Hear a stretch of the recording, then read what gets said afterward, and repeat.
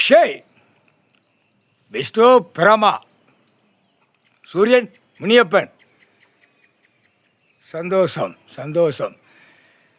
கணக்கு நீதிமன்ற கோர்ட்டில் ஒரு குடும்பத்தார் பிரச்சனை இருந்தால் உள்ள அரசு வேலாக்கிறவன், கவர்மெண்ட் வேலாக்கிறவன், அரசியல்வாதி உள்ள தலையிடக்கூடாது. பத்திரப்பதிவு உள்ள தலையீடு தான். நீதிமன்ற வழக்கு இருந்தால் தலையீடு தான். அப்போ இவனால என்ன செய்யணும்? பத்திரப்பதிவு வெளியில் வென்று சார்பாளர் கையெழுத்து போட்டவொன்னா குண்டியில்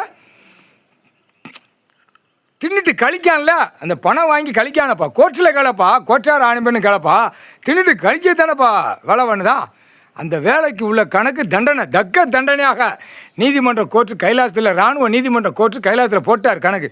இவன் கல்வி படிப்பு பொருத்தி படிப்பாக அவன் கவர்மெண்ட் வேலைக்கிறவன் பூரா அம்புட்டு வழக்கு ஆடி உள்ளே ஓடிக்கிட்டு இருக்கு. அப்போ தலையை நிமிந்து வாரான், கோர்ட்டுக்கு நிமிந்து வாரான், பாப்பமானு வாரான். அப்போ சூடு வைக்கலை. என்ன எங்கப்பா தலையை குனிவானா, அப்படி கையை கெட்டி நிற்பானா. அதுதான் கடவுளுடைய கட்டளை. போட்டார் கணக்கு. எல்லா நீதிமன்ற கோர்ட்டில் இதுதான் வழக்கு ஆடுது. குடும்பத்தாருக்குள்ள பிரச்சனை இருக்குன்னா உள்ள எந்த முட்டா பேலோ அந்த இடத்துல தலையிடக்கூடாது. அதுக்கு தீர்மானம் என்ன, அவனுடைய விசாரணை என்ன, அவன் குடும்பத்தில் என்ன என்ன பார்த்தான், என்ன செஞ்சான், என்ன உழைப்பு, அந்த கணக்கு எல்லாம் வெளியே எடுத்து தான் கணக்குகளை அந்த கொடுக்கணும். பாகஸ்தம் பிரித்து கொடுக்கணும். என்ன கணக்கு உழைச்சிருக்கியா இந்தா.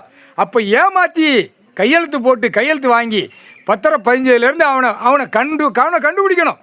அதுக்கு தான் நீதிமன்ற கோர்ட்டு. இப்போ கைலாசத்தில் ஏமாற்றி எழுதி மொத்தமாக சொத்து எழுதி வாங்கி ஒரு 2 கண்டார் வலிமை தாப்பணுமோன்னு வித்து தின்ட்டாலே தான். அப்போ வீட்டில் எல்லார் வீட்லேயும் மூத்தவனாக இருக்கிறவன் பூரா உழைச்சி தான் கொடுத்துருப்பான். அதில் 1 2 தான் சோப்பலாங்கியாக இருக்கும். அடுத்து இந்த பையங்க 3 பையங்க 2 பையங்க 1 பையன் இருக்கிற குடும்பத்தாரில் இளைய குய்மை ஒரு குய்மை கிடப்பான். அந்த குய்மை எல்லா குடும்பத்திலையும் உழைக்க மாட்டான், தின்னுக்கிட்டே அலைவான் வித்து. அந்த மாதிரி தான் இப்போ உலக நாடே நடக்கு. டெல்லி டு தமிழ்நாடு நடக்கு, ஊடாலப்பட்ட மாநிலம். இப்போ அந்த கணக்கை பிடிக்கார். அந்த கணக்கு பிடிக்கல, ஒவ்வொரு சொத்து கணக்கு பிடிக்கல, உழைச்சி சாப்பிட்டுக்கோ, விவசாயம் பண்ணி தான் கொடுத்துருக்கார் பகவான். அதில் பூரா என்னென்ன கூத்தடிச்சு வச்சுருக்கான். அப்போ இதெல்லாம் கணக்கு பிடிக்காருல. அதுக்கு தான் இந்த கவர்மெண்ட் வேலைக்கிறவனுக்கு மொத்தமாக பிடிக்கல, கையெழுத்து போட்டவனை பூரா கிராமாதிகாரிலேருந்து தாசில்தார் ஏற்கனவே எல்லா கணக்கு உள்ளே போட்டாச்சு. இது சூடு வைக்கிறது இராணுவ நீதிமன்ற கோர்ட்டில் கணக்கு கைலாசத்தில் கடவுள் போடுதார்.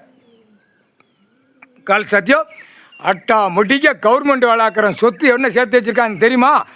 அவனும் அரசியல்வாதியை விட மிஞ்சி போனுங்கிற கணக்கில் இவன் ஓடியாரான். யார்?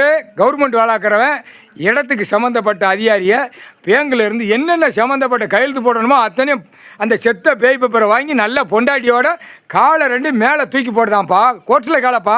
அடுத்தாப்புல நாக்கை உள்ளே விட்டு நக்குதான்ப்பா. நக்கிட்டு மறுநாள் விடியுதா எங்கே நக்க போகணும்னு போகிறான் கவர்மெண்ட் வேலைக்கிறேன். ஆணும் பெண்ணும் பூரா பெண்ணெல்லாம் உலாயிட்டு அலையுது. ஆண் அதுக்கு மேலே உலாயிட்டாது. கம்பியை பழுக்க வச்சு தூக்கி எறிஞ்சு போடுவார். கால் சத்தியம்.